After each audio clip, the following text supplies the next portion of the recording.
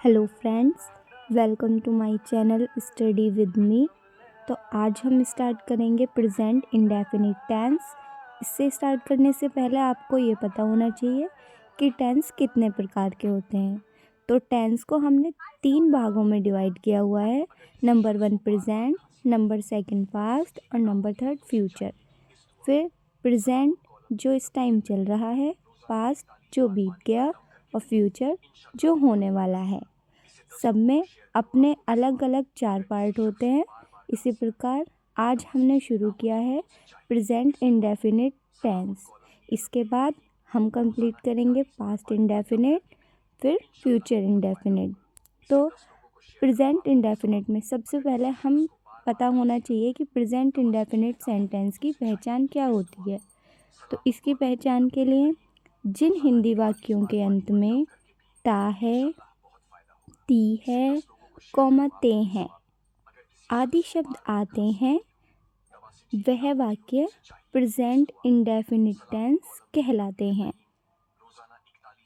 जिस भी वाक्य से आपको ये लगे कि वो कार्य हुआ है तो आप उस टाइम ही पहचान लेंगे कि हाँ, ये सेंट प्रेजेंट इंडेफिनिट टेंस का है। सबसे पहले आपको सेंटेंस के लिए, टेंस के लिए पता होना चाहिए कि वो टेंस किस स्टेज का है। ठीक है, इसके बाद आगे हम अब देखेंगे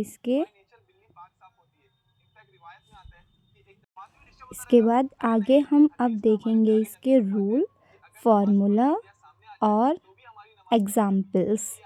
सबसे पहले प्रेजेंट इंडेफिनिट में 3 स्टेज होते हैं: अफर्मेटिव सेंटेंस, नेगेटिव सेंटेंस और इंटेरोगेटिव सेंटेंस। तो हम यहाँ देखेंगे अफर्मेटिव सेंटेंस यानी सकारात्मक वाक्य। इसमें हमें क्या करना होता है? इसमें हमें सबसे पहले यह पता होना चाहिए सकारात्मक वाक्य किस प्रकार के होते हैं।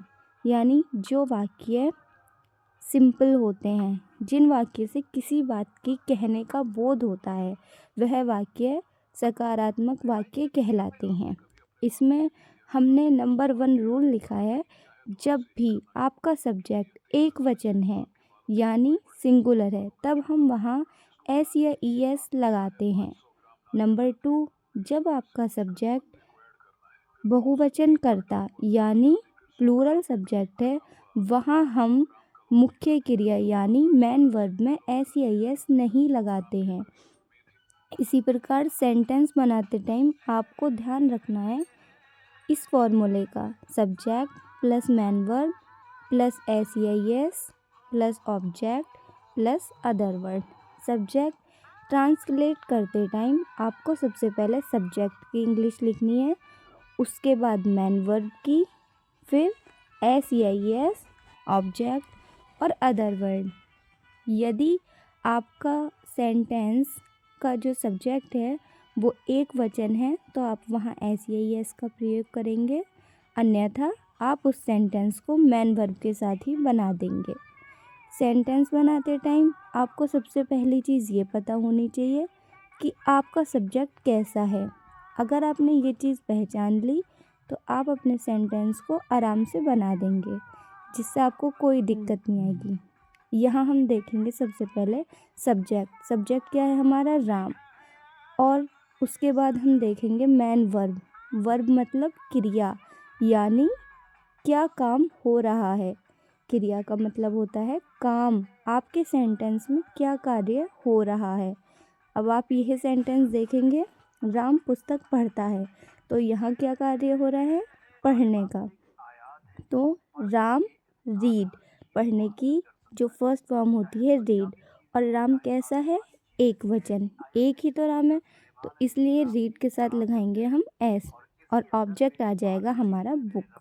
इसी प्रकार अगला सेंटेंस देखेंगे, तुम विद्यालय जाते हो। यहाँ यू हमारा सब्जेक्ट है, जाना मेन वर्ब और विद्यालय हमारा ऑब्जेक्ट हो जाएगा।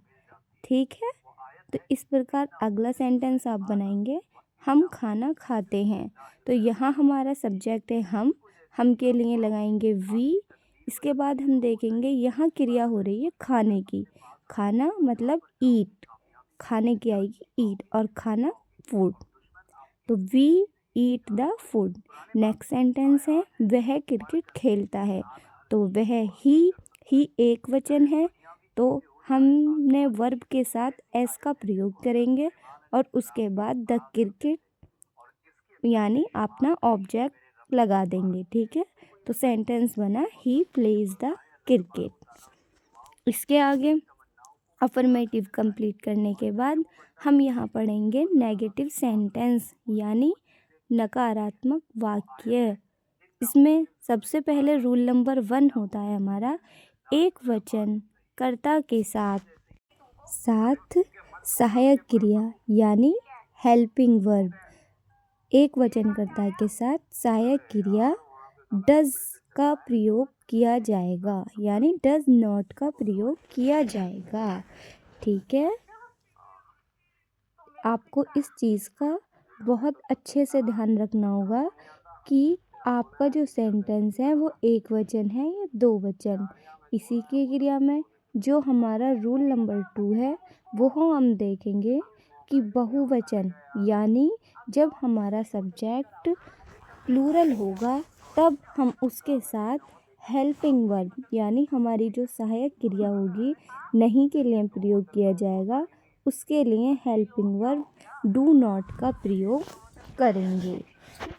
ये चीज़ें बहुत मेन है और आपको इन्हें अच्छे से ध्यान रखना पड़ेगा यदि आपको टेंस का प्रयोग करना सीखना है तो, कि आपकी एक वचन या बहुवचन में क्या हेल्पिंग वर्ब आएगी। इससे मेन आपका होता है फॉर्मूला। अगर आपने अपना फॉर्मूला अच्छे से याद कर लिया तो आपको कभी भी सेंटेंस में दिक्कत नहीं आएगी। आपको जैसे ही सेंटेंस दिखा आपने पता लगाया सेंटेंस इस चीज़ का है और फ़ौरन आपने फॉर्मूला लिख के वो सेंटेंस बना दीजिए।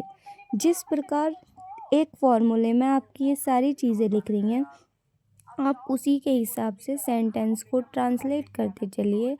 आई प्रॉमिस आपका सेंटेंस कभी गलत नहीं होगा, चाहे वो सेंटेंस कितना ही हार्ड क्यों ना हो। ठीक, सब्जेक्ट जब आपके सेंटेंस आप ट्रांसलेट कर रहे हो तब आप सबसे पहले सब्जेक्ट की इंग्लिश लगाएंगे, उसके बाद डू या डज जो हमारी हेल्पिंग वर्ब है, फिर man verb, object plus other word. ठीक है, अगर आपका सब्जेक्ट एक वचन है तो आप डज का प्रयोग करें और बहुवचन है तो डू का प्रयोग करेंगे। इसी को अच्छी तरह से समझने के लिए और अपने यूज़ में देखने के लिए हम यहाँ एग्जाम्पल के द्वारा कुछ सेंटेंस सीखेंगे।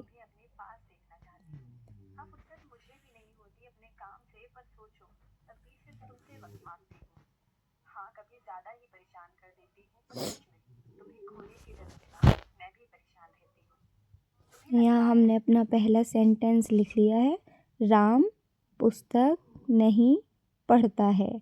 ठीक है, अगला सेंटेंस हम अपना लिख रहे हैं, वह क्रिकेट नहीं खेलता है। आप भी इन सेंटेंसों को अपनी नोटबुक में लिखें और पहले खुद ट्राई कीजिए, कोशिश अपनी ट्राई कीजिए इन्हें बनाने की। उसके बाद अगर आपसे बनता है तो आप मैच कीजिए और नहीं बनता है तो एक बार वीडियो को पूरा देखिए कि सेंटेंस किस प्रकार बना है। ठीक है, तो यहाँ हमारा अगला सेंटेंस हमने लिख लिया है, तुम विद्यालय नहीं जाते हो। अगला सेंटेंस क्या है हमारा, हम यहाँ अपना सेंटेंस नंबर 4 लिख रहे हैं, वो है बच्चे बाजार नहीं जाते हैं। तो यहाँ हम अब अपना पहला सेंटेंस बनाएंगे, राम पुस्तक नहीं पढ़ता है। तो सबसे पहले सब्जेक्ट की राम, फिर हम नहीं की लगाएंगे और राम कैसा है, एक वचन, एक वचन के साथ आएगी डज और नहीं के लिए आ जाएगी नॉट, तो राम डज नॉट। उसके बाद मैन वर्ब क्या है हमारी, पढ़ना, तो Ram does not read the book. Object यानी हमारी मेन वर्ब किसके साथ जुड़ी हुई है, तो हमारी मेन वर्ब जो जुड़ी हुई है वो पुस्तक के साथ जुड़ी हुई थी। अगला सेंटेंस देखेंगे, वह क्रिकेट नहीं खेलता है।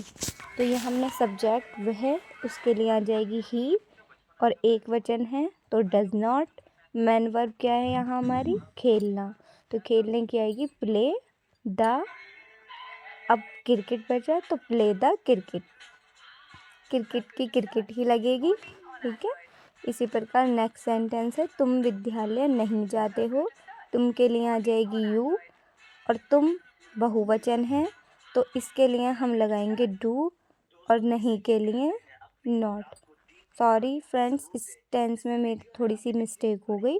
यहाँ मैंने लिखने टाइम शायद गलती से डज लिख दिया है, लेकिन आप लोग यहाँ डू लगाना, क्योंकि यू के साथ हमेशा डू का प्रयोग किया जाता है, ठीक है। बच्चे बाज़ार नहीं जाते हैं, तो इसे सेंटेंस है द चिल्ड्रन, और नहीं चिल्ड्रन बच्चे बहुत सारे हैं, तो इस वजह से सब्जेक्ट जो है हमारा वो बहुवचन हो गया, तो द चिल्ड्रन डू नॉट। जाने की क्या आएगी, गो टू, और बाज़ार की द मार्केट। सेंटेंस होगा हमारा the children do not go to the market. Very good. अब हम इसी प्रक्रिया में आगे पढ़ेंगे इंटेरोगेटिव सेंटेंस, यानी प्रश्नवाचक वाक्य।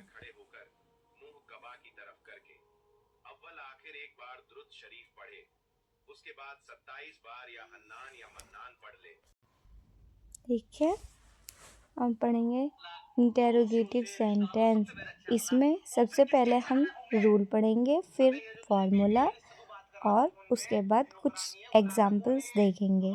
आपको सबसे पहले ये पता होना चाहिए कि प्रेजेंट इंडेफिनिट टेंस में या किसी भी टेंस में इंटेरोगेटिव सेंटेंस जो होते हैं वो आपके दो प्रकार होते हैं। एक तो वो जिसमें जो हमारा क्वेश्चन वर्ड है, यानी प्रश्नवाचक शब्द, वो हमारा एक बीच में आए, और दूसरा जब वो पहले आए। तो रूल नंबर 1 है हमारा, यदि वाक्य की शुरुआत में क्या मतलब कैसे शुरू होने वाले शब्द सबसे पहले हों, ठीक है। ज़रूरी नहीं है वो क्या ही हो, कैसे शुरू होने वाले वर्ड और भी होते हैं, जैसे क्या, कहाँ, कब, कैसे, कौन, कितने। तो ये किस में आते हैं हमारे, ये सब शब्द हमारे क्वेश्चन वर्ड्स में आते हैं। अगर आप किसी से पूछोगे आप क्या कर रहे हो, आप कहाँ जा रहे हो, आप कैसे हो, तो आपको खुद ही पता चलेगा कि यहाँ पर किसी से क्वेश्चन किया जा रहा है, आप किसी से क्वेश्चन कर रहे हो। तो ठीक है, इसी चीज़ को समझेंगे टेंस में। यदि वाक्य की शुरुआत में क्या शब्द शुरू में लगा हो तो सबसे पहले कर्ता के अनुसार हेल्पिंग वर्ब लिखते हैं, ठीक है। यानी अगर सब्जेक्ट हम तो डू, ठीक है। इस चीज़ का ध्यान आपको ज़रूर रखना होगा। और इसी प्रकार जो मैंने अभी आपको बताया कि प्रश्नवाचक दो प्रकार के होते हैं, एक जब क्वेश्चन वर्ड शुरू में हो और दूसरा जब बीच में हो। तो यदि आपका प्रश्नवाचक शब्द बीच में आए तो सबसे पहले प्रश्नवाचक शब्द की अंग्रेजी लिखते हैं। आपका प्रश्नवाचक शब्द अगर बीच में आ रहा है, वो शब्द कुछ भी हो, कौन, कब, कहाँ, कैसे, क्या, तो आपको सबसे पहले उसकी इंग्लिश लगानी पड़ेगी। जैसे क्या की इंग्लिश आएगी व्हाट, कब की आएगी व्हेन, कैसे की आएगी हाउ, ठीक है। तो आपको इन चीज़ का ध्यान रखना पड़ेगा। अब हम यहाँ फॉर्मूला लिखेंगे के लिए, ठीक है। तो सबसे पहले डू या does plus subject plus main verb plus object plus other word. यानी जब अगर कोई वाक्य ऐसा है जिसमें आपका क्या या कैसे शुरू होने वाले शब्द वाक्य के प्रारंभ में हो, तो आपको वहाँ सब्जेक्ट के अनुसार डू या डज लगाना है। उसके बाद आपको सब्जेक्ट फिर मैन वर्ब यानी वहाँ क्या कार्य हो रहा है, उसके बाद ऑब्जेक्ट प्लस अदर वर्ड।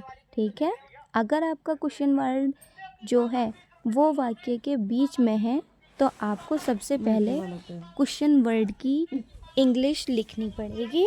उसके बाद जैसे आपने पहला सेंटेंस बनाया है उसी प्रकार हेल्पिंग वर्ब डू या डज का प्रयोग करेंगे, फिर सब्जेक्ट की इंग्लिश, फिर man verb plus object plus other word. ठीक है, तो हम इन जो हमारे फॉर्मूले हैं इन्हें कुछ एग्जाम्पल के द्वारा समझेंगे। तो आपका पहला एग्जाम्पल है जो मैंने लिख लिया है कि क्या मोहन विद्यालय जाता है। तो आप यहाँ देखोगे जो आपका क्या शब्द है वो पहले आ रहा है, इसलिए हम यहाँ पहले हेल्पिंग वर्ब का प्रयोग करेंगे। हमने यहाँ लिखा डज, उसके बाद सब्जेक्ट है हमारा मोहन, फिर आप लिखोगे मैन वर्ब। यहाँ क्या है मैन वर्ब, जाना। तो जाने की क्या आएगी, गो टू। कहाँ जा रहे हो, स्कूल।